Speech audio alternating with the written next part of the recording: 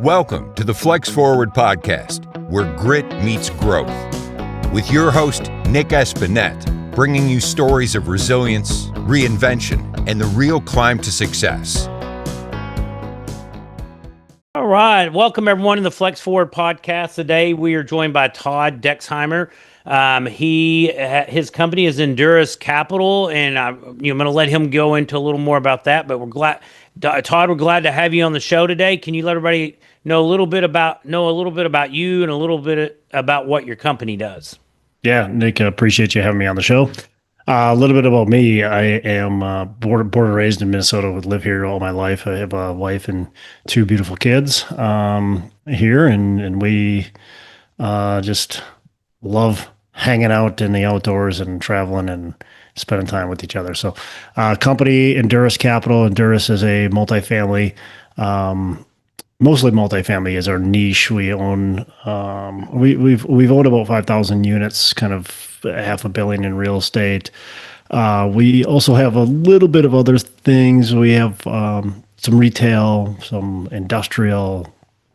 I also have a company called VitaCare Living. It's a assisted living business that we own about 400 beds of assisted living as well. So, but yeah. Our main niche is bread and butter is multifamily value add. We're not afraid to get down and dirty. We're doing a big project right now. After this podcast, I'm going over there. We're putting $40,000 a unit into it. And wow, that is a big lift. Yeah. So we're not afraid to do those big projects, but we also like the easier value adds too. So it's kind of nice to mix them up. Same with me. So do you mostly focus in Minnesota or in the more Midwest area there? Or do you have certain areas you like? Yeah, so focus is Midwest. We own in the Twin Cities. We also own in Kentucky and Ohio and Tennessee. Okay, awesome. Very nice. So how long have you been in the multifamily realm and value add? Yeah, so I'll break it down a little bit more. So started in real estate in 2008. I was buying single family homes, so 1 to 4 family houses, doing a ton of flips. I did like over 100 flips. Okay. And then built also a 1 to 4 family rental portfolio, over 100 of those. And did a couple like smaller multifamilies too, 13 units, 10 units, stuff like that. So 2015 is where I basically stopped flipping and started transitioning over to multifamily. Started a little bit on the smaller side, 20 unit type buildings. And then in 2016 is when I bought my first larger apartment building. Really haven't looked back. Actually, it's funny because since 2016, since I purchased the quote unquote large apartment building, when I talk large, I'm talking like 100 units or bigger. I'm actually buying the smallest deal that I have bought since then. So we're buying 2 40-unit townhouse assets right now. And so it's kind of funny. We're just like, man, this is the smallest deal we've done in a long time, but makes sense to do. I'm in a similar spot where we're buying. I mean, my smallest so far has been 100 units, and we're looking at it's a portfolio of, it's a 65-unit apartment and then some quadplexes that are all on the same block. Yep. So it's going back, and I started in 18, started the process learning, but didn't close my first deal till February of 18. And so kind of almost along the same timeline that you're on there. So great stuff. Yeah. I mean, look, we want to focus on, you want your niche. You want to make sure you're not just going at every deal, but sometimes it also, when a deal falls to your lap and it makes sense to move forward on a deal. And these are townhouses, so they've got a better feel to them than an apartment building, different type of resident base. So it just was a good project to hitch on to our current portfolio. Made a lot of sense to continue to grow. So, sometimes you do something that doesn't quite hit all your check boxes. Sure. And same with us. What we're looking at all are within a half mile of two other properties that we have. I mean, Yep. the 65 units a block from our 288 unit, so we can share staff, and then everything else is within a half mile. So Yeah, it's nice all, little hitch on. yeah, it's going to connect with all our other stuff. We have a 288 and a 128 across the Oh, street from perfect. each other. That these other ones are just little satellites around them. Yeah. So it'd be nice to go. So, through, we've kind of been up through a cycle and we're back down, and there's, competitions out there. I think that last cycle probably cleaned some of it out, but there's still competition. What Oh, yeah. sets you apart from some of the others that are out there doing the same thing? Yeah, I mean, there's a ton of competition right now. As there's a couple things that I would say set us apart. First of all, we are known to be closers and not BSers, and we don't fool around. So brokers know that we're going to close on a deal. We are almost always the bridesmaid, which is fine because when the deal falls apart, they come to us and say, "Hey, I know you weren't able to come up to whatever 20 million, but are you still interested in this deal?" And, likely we are, and we Sure. can close. So I would say that as far as with the brokers, what sets us apart is that we are not, I mean, we are known as a group that just doesn't pay full, like the highest price. We just Sure. don't, but we are known as the group that always closes and doesn't mess around. It's easy to deal with. And so that sets us apart there.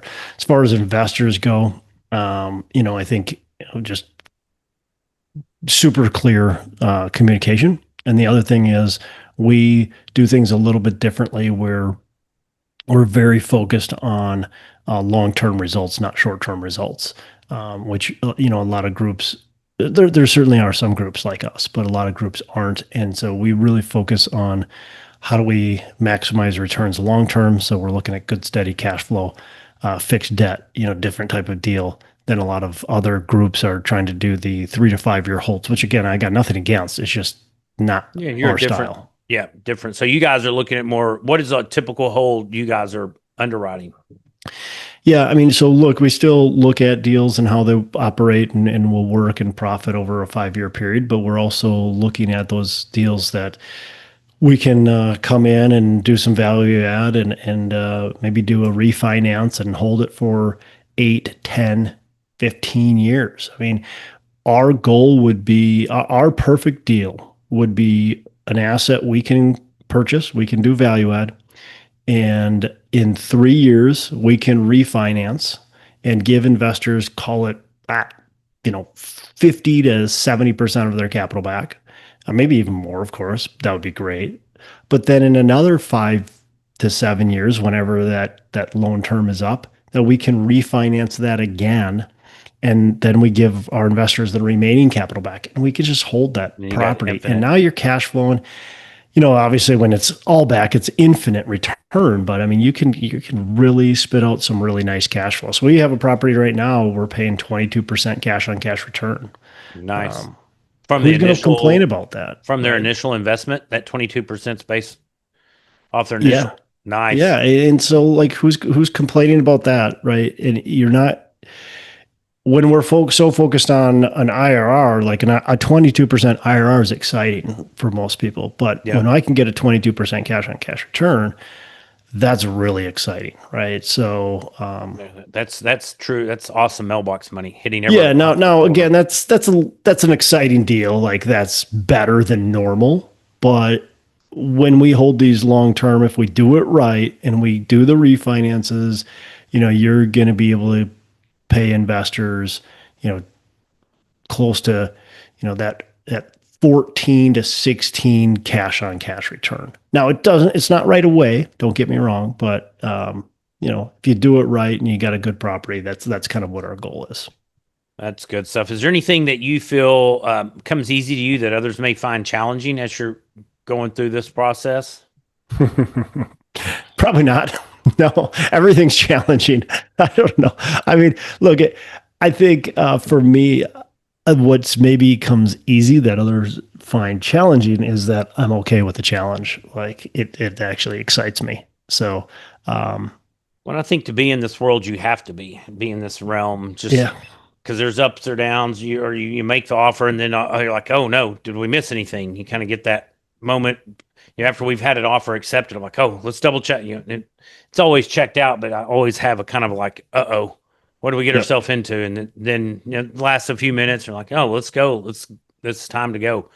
So I mean, look, there's a lot of headaches and challenges that are going to go. If you're going to be an entrepreneur, you better be ready for challenges. You better embrace them. There's going to be a lot of sleepless nights and days that you're just banging your head against the wall because X, Y, Z went wrong. And yeah, certainly I've got my strengths, but even with my strengths, I've got challenges through construction is my strength. I've had plenty of projects that have gone sideways and like just all kinds of challenges. We didn't find X, Y, and Z. It's like, stuff happens. So I think you've got to embrace the challenge. You've got to be excited and ready for the challenge. And that's what's going to set you apart if you can do that. It's kind of like, being okay with failure. I mean, not okay, but absorbing it, getting up, dusting yourself off. That's something you said that you have children. I've got 3, and hey, we're okay with failure. I want you to fail because it means you're trying things outside of your comfort zone. You go through life and rarely or never fail. You're staying in such a tight little safe lane. So we talk to our children about it's okay to fail. We're going to take you out for ice cream if you try something and you don't fail. Now, if you fail a test because you didn't study, we're going to have something. It's going to be a different discussion. Yeah, but right. There's a difference too, and that same thing with business. If failure happens because of lack of preparation, that is not your lesson should be the preparation was inadequate, right? But if failure happens in spite of preparation, in spite of the steps that you took, okay, then now we can take some real lessons. We can be okay with it, I think. So yeah, I agree. Like, hey, you know what? If you fail a test, no big deal, as long as you actually put the effort in. And I tell that I coach my, son's hockey team, and I tell that to the athletes too. It's like, hey, if you guys, I want you guys to strike out. Like, I want you guys to fail. I want you guys to try new things that you've never tried before. Like, we're doing this, skating technique. Like, a lot of you are going to struggle in it. That's great. Just fall down. Like, if you fall, that means you're pushing yourself really hard. And learn. Try to, you keep trying, fail, and then you're going to hit that right sweet spot and find it. So that's awesome. So if someone listening wants to get better at something they're doing, either syndicating deals or, just self-improvement, do you have any suggestions for them? Well, certainly. I mean, look, if you want to get better at anything, I think it comes for, it's the steps, right? First, get educated, right? There's a ton of books, podcasts like this one, websites, blogs, all that kind of stuff. So first get educated. Second, surround yourself with people that are doing it. Like, one of the things that I always do and have just embraced is like, I know the people that are doing what I want to do, and I'm going to listen to them. I'm just going to go out and find them, seek them out. When I first started getting into multifamily syndication, I didn't really know about syndication and what to do. So I went out and found a couple of the guys that are in the industry. If I said their names, you'd know who they are. And I said, hey, I'd love to take you to coffee. I'd love to learn from you. I flew out to a couple locations and met with these guys that were doing it to learn what they're doing. So always put yourself in the right spots and try to add value to people, certainly. And then it's about taking action. Like, I think so many people that I see that don't succeed and get to where they want to go, they just don't take action. I know a guy right now is the most educated guy you'll ever meet in multifamily. He knows everything about raising capital. He knows everything about multifamily. He's taken all the courses. He's been in all the boot camps, all that kind of stuff, but he hasn't done a deal. He hasn't taken action. So you can learn all you want. You can meet all the people you want, but if you're not willing to put your foot forward and take the action, take the risk, what's the point? Yep. No, and that, I see that often too. It's like, you got to you're never going to have 100% certainty on every single box that you got to check. So you've got to build in conservative points in some areas. And then that way, if something goes wrong, you have a little wiggle room from them. Yeah. But taking that action. So, as you've gone through this process, what was one of the biggest challenges that you've had to overcome, you personally? Yeah, I mean, look, so many different things that I've overcome throughout the years, and I mean, look, we still run into challenges all the time. I'll say, I guess one of the ones that sticks out in my mind, one of the ones that sticks out in my mind the most would be just, I guess, more of a mistake is not using attorneys when attorneys are probably necessary to use. And so I'm a pretty trustworthy guy. Like I trust people. Like you seem like a good dude, you know, I trust you like already. And I don't know why. It's just, I just do. And so for me, I'm, handshake type of guy. You tell me you're going to do something, Nick, I believe you and you're going to do it. But that's not how other people operate. And so that's a kind of a lesson I've learned along the way is even though I feel like everybody else is honest, even though I feel like we have a deal, have an agreement, whatever, we got to get the attorneys involved, make sure the contract is set up right, make sure everybody Here's the thing too, what I've really learned is that it's not that necessarily people are bad. It's that we interpret things differently. You and I talk through something, Nick, and I understood it as, this type of agreement, and you understood it a little bit differently. And everything's fine if nothing goes wrong, right? Correct. But all of a sudden we sell the piece of real estate or we need to put more money into the deal. And we had a different understanding of what was going on. And you're like, wait a second, you want me to put $100,000 in there? No, you need to put the full $200,000 into it. And so now we're mad at each other, right? We didn't put it in writing. We didn't have the attorney, dot the T's. Dot the I's, cross the T's. No, and that's a great piece of advice because you never, everything's great. And we've done that, like a couple of my business partners. I'm like, let's get this laid out while everybody's in agreement or kumbaya. Because when there is a disagreement, everybody's a little hot and you're going to fight. So let's try the best we can, get everything spelled out. What if we have a disagreement? If there's only two partners, how do we flip a coin? Do we bring in a third party? Get that stuff written out. And yes, it's going to cost you a little more money, but it'll be well worth it if you run into those challenges. So it sounds like things are going well, and I think I don't know the answer to this, but as some of our listeners are considering different ways maybe to create passive income to supplement their current income or maybe replace it at some time. What are some of your thoughts on passive income for? I know it's a syndicator. You're in the same boat I am. We love it, but I'd love to hear your thoughts. I think you really got to look at where you want to go, right? What's your vision? What is a reason you want to create passive income? And then think about that reason and really map out what that means for you. So everybody's got a different reason. Everybody's got a different risk appetite, all that kind of stuff. So I think number one is get some clarity behind why you want to invest. And so here's I'll give you a perfect example. Like I talk to people all the time that want to passively invest and then they go out and buy a duplex. And it's like, well, wait a second. You just created yourself your own job. And now there's nothing wrong with buying a duplex, but that doesn't fit. You just told me your whole vision and that contradicts your vision. Like I don't get why you made that purchase. Or I talk to the person that are like, I want, long-term cash flow. I'm really looking for the cash flow. I really want blah, blah, blah.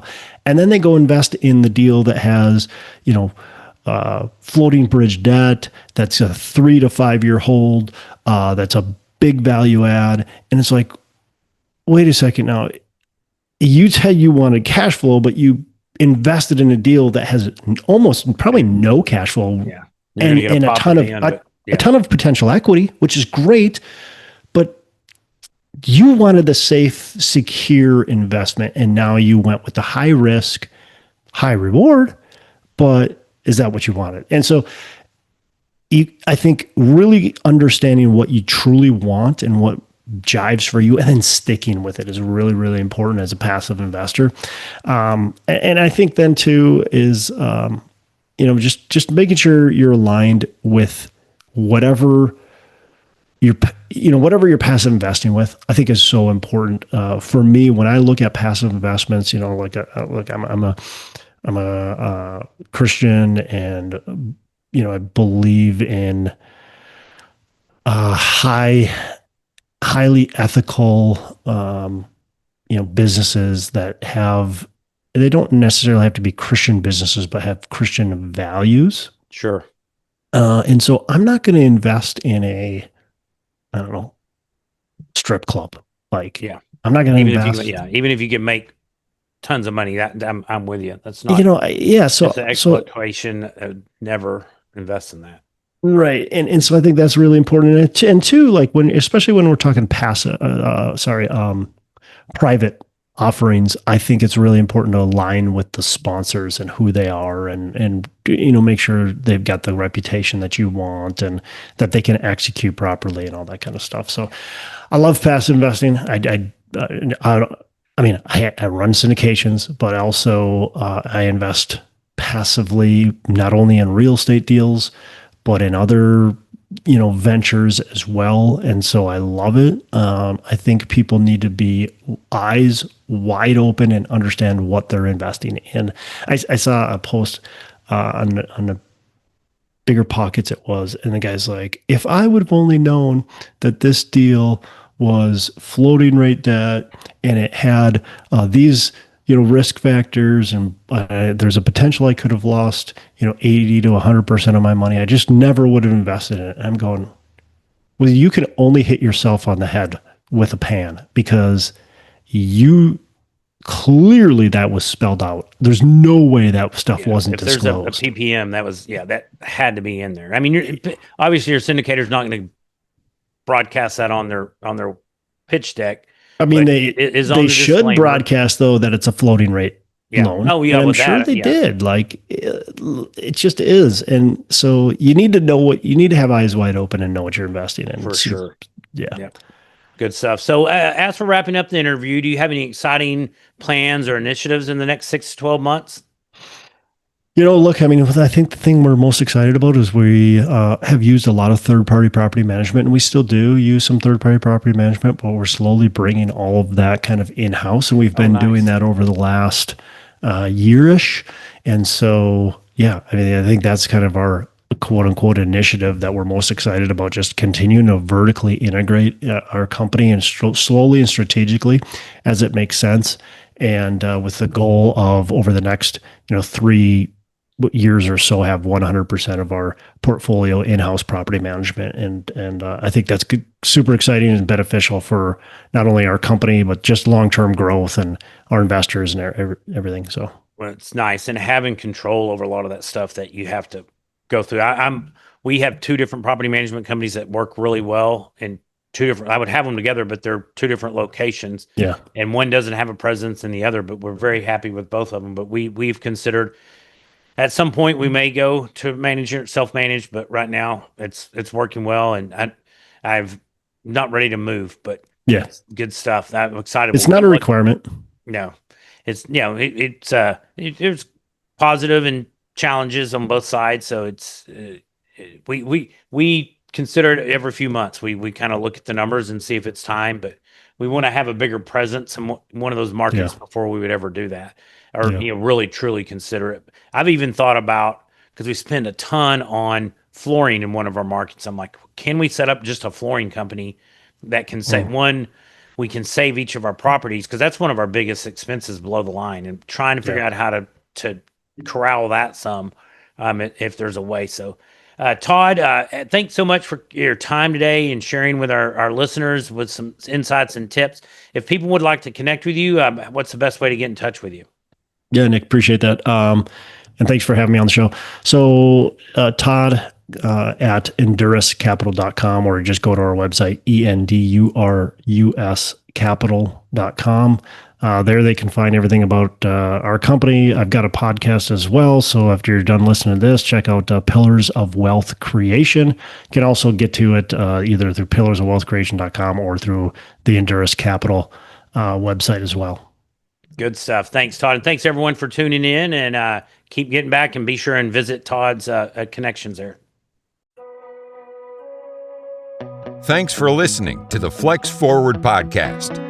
If you've got grit, growth, and a great story, visit flexforwardpodcast.com/guest to apply and join us on the show.